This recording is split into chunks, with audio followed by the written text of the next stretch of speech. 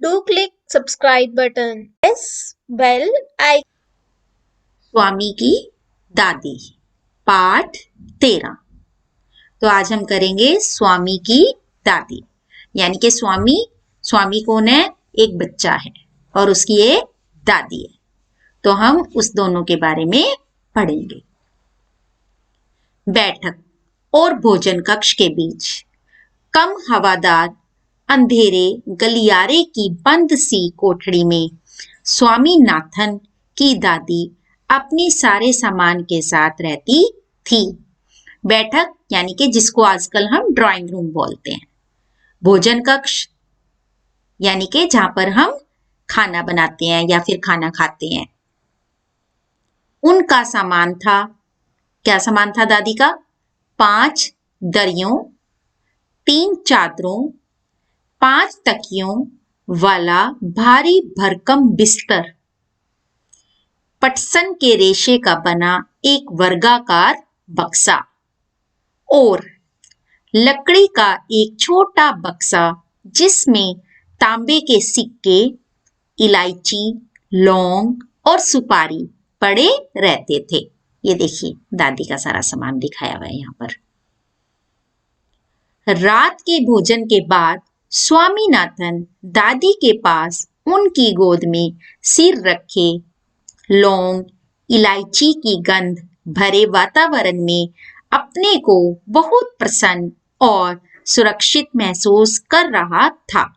यानी कि जो स्वामीनाथन था वो दादी के कमरे में था और उसकी गोद में सिर रखा हुआ था और वहां से गंध आ रही थी, यानी कि स्मेल आ रही थी लौंग इलायची की, और उसे बहुत अच्छा लग रहा था। बड़ी प्रसन्नता से भरकर वह बोला, ओ दादी, तुम नहीं जानती राजन कितनी ऊंची चीज है। अब वो जो स्वामीनाथन था वो राजन, कोई राजन है, उसके बारे में बता रहा है। उसने दादी को राजम और मणि, एक और आ गया, कि पहले दुश्मनी, यानी कि वो पहले जो थे दोनों के दोनों दुश्मन थे, और फिर दोस्ती की कहानी कह सुनाई। उसने कहा पहले तो वो मतलब लड़ते झगड़ते रहते थे, दुश्मन बने रहते थे एक दूसरे के, और फिर बाद में दोस्त बन गए और उनके बारे में बताना शुरू दादी को किया। तुम्हें पता है उसके पास सचमुच की पुलिस की वर्दी है। स्वामीनाथन बोला, सच? उसे पुलिस की वर्दी क्यों चाहिए? दादी ने पूछा।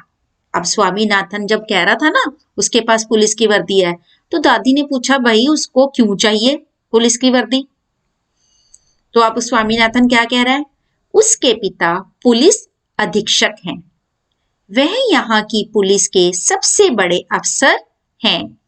दादी काफी प्रभावित हुई, यानी कि उसे बड़ा अच्छा लगा। उनका सच में काफी बड़ा दफ्तर होगा। अब दादी ने कहा उनका तो बड़ा सा दफ्तर भी होगा। उन्होंने कहा, फिर उन्होंने उन दिनों की कहानी सुनानी शुरू की जब स्वामीनाथन के दादा रोबदार सब मैजिस्ट्रेट थे। अब दादी ने उनके बारे में सुना, राजम के पिता के बारे में। अब दादी ने सोचा मैं भी कुछ बताऊं। दादी ने क्या किया? उन्होंने कहा, फिर उन्होंने उन दिनों की कहानी सुनानी शुरू की जब स्वामीनाथन के दादा रोबदार सब मैजिस्ट्रेट थे। अब दादी ने क्या किया? स्वामीनाथन को उसके दादा के बारे में बताना शुरू किया जब वो एक मैजिस्ट्रेट थे, जिनके दफ्तर में पुलिस वाले कांपते हुए खड़े रहते थे। वो कह रही उनके दफ्तर में पुलिस वाले कांपते रहते थे खड़े हुए। उनसे डरकर खूंखार से खूंखार डाकू तक भाग खड़े होते थे। वो कहते उनसे जो डाकू थे वो भी डरते थे और भाग जाते थे। स्वामीनाथन अधीर होकर उसकी कहानी खत्म होने का इंतजार करने लगा, लेकिन दादी बोलती ही गई, इधर उधर भटकती हुई और अलग अलग समय पर घटी घटनाओं को डगमग करती हुई। अब स्वामीनाथन को तो लग रहा था कि दादी मेरी बात सुने, लेकिन दादी ने बीच में अपनी बातें सुनानी शुरू कर दी। जिन्होंने सब्सक्राइब नहीं किया वो सब्सक्राइब और लाइक जरूर कर लें ताकि उन्हें हमारी और वीडियो भी मिलती रहे। बस काफी है दादी। स्वामीनाथन को लगा कि दादी बोलती जा रही है, तो उसने बीच में टोका, बस काफी है दादी, उसने रूखे स्वर में कहा। मैं तुम्हें राजम के बारे में कुछ बताना चाहता हूँ। जानती हो उसे गणित में कितने नंबर मिलते हैं? अब वो राजन की बात उसने फिर से शुरू कर दी स्वामी ने। सारे नंबर मिलते होंगे, दादी ने कहा। सारे नंबर मिलते होंगे? दादी ने पूछा। अरे नहीं, उसे 100 में से 90 मिलते हैं। स्वामी कह रहे हैं 100 में से 90 मिलते हैं। चलो अच्छा है, लेकिन तुम्हें भी मेहनत करके उसकी तरह नंबर लेने चाहिए, दादी कह रही है। तुम्हें पता है, तुम्हारे दादा कभी कभी ऐसे उत्तर लिखते थे। अब स्वामीनाथन की जो दादी थी फिर दादा के ऊपर आ गई कि प्रेक्षकों को भी चकित कर देते थे। किसी सवाल का जवाब देने में वे दूसरों के मुकाबले 10वां हिस्सा वक्त लेते थे और फिर उनके जवाब इतने शानदार होते थे कि कभी कभी उनके अध्यापक उन्हें 200 नंबर तक दे देते थे। यानी कि उनके अध्यापक उन्हें 200 नंबर भी दे देते थे 100 में से। जब उन्होंने एमए किया तो उन्हें इतना बड़ा मेडल मिला था। मैं कई सालों तक उसे गले में पहनती रही। दादी कह रही है जब उन्होंने एमए किया था आपके दादा ने तो उन्हें एक बहुत बड़ा मेडल मिला था और मैं उन्हें गले में पहनती थी। पता नहीं मैंने कब उसे उतारा। वो कहने लगी मुझे पता ही नहीं अब मैंने कब उतार दिया। हाँ, जब तुम्हारी बुआ पैदा हुई। अब वो कह रही जब तुम्हारी बुआ पैदा हुई। नहीं, अब कह रही है नहीं, तुम्हारी बुआ नहीं, तुम्हारे पिता। अब वो दादी कंफ्यूज थी तो उन्होंने कहा पहले तो कहा तुम्हारी दादी, तुम्हारी बुआ पैदा हुई, फिर कहने लगी नहीं नहीं नहीं तुम्हारे पिता। याद आया, तब बच्चा 10 दिन का था। अरे नहीं, मैंने पहले ठीक कहा था। अब दादी कंफ्यूज हुई जा रही है और कभी कुछ कह रही है कभी कुछ कह रही है। तुम्हारी बुआ ही पैदा हुई थी। अब कह रही है दोबारा से तुम्हारी बुआ ही पैदा हुई थी। पता है वह मेडल अब कहाँ है? मैंने वह तुम्हारी बुआ को दिया और उस बेवकूफ ने उसे गलवाकर 4 चूड़ियां बनवा ली। उन्होंने कहा कि मैंने वो मेडल तुम्हारी बुआ को दे दिया था, लेकिन बुआ को उन्होंने क्या कहा? बेवकूफ, कि उसने उसको गलवाकर चूड़ियां बनवा ली। और वह भी इतनी मामूली सी चूड़ियां कि मैं हमेशा कहती रही हूं कि हमारे परिवार में उस जैसा महामूर्ख कोई नहीं। उसने कहा कि मैं अब तेरी बुआ को कहती हूँ कि वो बिल्कुल ही महामूर्ख है। हमारे परिवार में ऐसा महामूर्ख कोई भी नहीं है। अब बस भी करो दादी। अब स्वामीनाथन फिर तंग आ गया अपनी दादी की बातों से। तुम बेकार की पुरानी कहानियां सुनाती रहती हो। क्या तुम राजम के बारे में नहीं सुनना चाहती? हाँ हाँ बोलो, दादी कह रही। हाँ हाँ बोलो।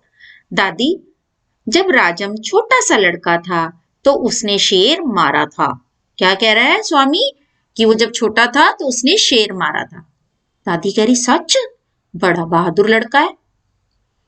तुम यह बात मुझे खुश करने के लिए कह रही हो। स्वामी दादी को कह रहा है कि तुम मुझे खुश करने के लिए कह रही हो। तुम्हें यकीन नहीं हुआ होगा। स्वामीनाथन ने बड़े उत्साह से कहानी शुरू की। राजम के पिता एक जंगल में डेरा डाले हुए थे। अब वो स्वामीनाथन जो था अब राजम और राजम के पिता के बारे में बता रहा है। राजम उनके साथ था। अचानक 2 शेर उन पर झपटे और एक ने पीछे से हमला करके पिता को गिरा दिया। दूसरे ने राजम का पीछा किया। राजम एक झाड़ी के पीछे छुप गया और वहीं से गोली चलाकर शेर को मार डाला। दादी, क्या तुम सो गई? अब उसने बीच में स्वामी ने टोका कि दादी सोती नहीं गई कहीं। उसने कहानी खत्म होने पर पूछा। नहीं बेटा, सुन रही हूं। अच्छा बताओ कितने शेर आए थे? 2 शेर राजम पर झपटे थे, दादी ने जवाब दिया। अब स्वामीनाथन दादी के गलत जवाब से चिढ़ गया। मैं तुम्हें इतनी जरूरी बातें बता रहा हूं और तुम नींद में ना जाने क्या क्या उलझ लूल कल्पना किए जा रही हो। अब मैं तुम्हें कुछ नहीं बताऊंगा। मैं जानता हूं तुम क्यों ऐसा कर रही हो। तुम राजम को पसंद नहीं करती।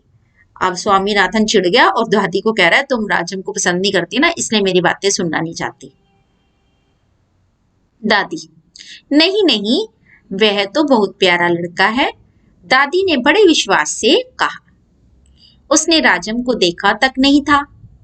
स्वामीनाथन खुश हो गया। दूसरे ही क्षण उसके मन में एक नया संदेह पैदा हुआ। अब स्वामीनाथन दोबारा से शक हो गया उसे। दादी, शायद तुम्हें शेर की कहानी पर विश्वास नहीं हो रहा है। मैं एक एक शब्द पर विश्वास करती हूँ, दादी ने स्वर में मिठास भरकर कहा। स्वामीनाथन को इससे खुशी हुई, लेकिन उसने चेतावनी के तौर पर जोड़ा, जो भी उसे झूठा कहेगा वह उसे गोली मार देगा। अब स्वामीनाथन ने कहा जो उसे झूठा कहेगा ना, मैं उसे गोली मार दूंगा। दादी ने इसका समर्थन किया और हरिश्चंद्र की कहानी सुनाने की बात कही। जिन्होंने अभी तक भी सब्सक्राइब नहीं किया वो लाइक और सब्सक्राइब जरूर कर लें।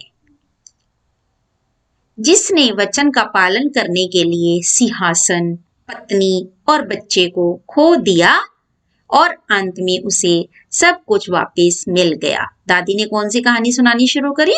हरिश्चंद्र की। उसने कहानी आधी ही सुनाई थी कि स्वामीनाथन खर्राटे लेने लगा, यानी कि खर्राटे लेके सोने लगा। दादी भी रुक रुक कर बोलने लगी, फिर वह भी सो गई। तो क्या था ये? दादी और पोते की बातचीत। ये इसकी एक्सरसाइज। धन्यवाद।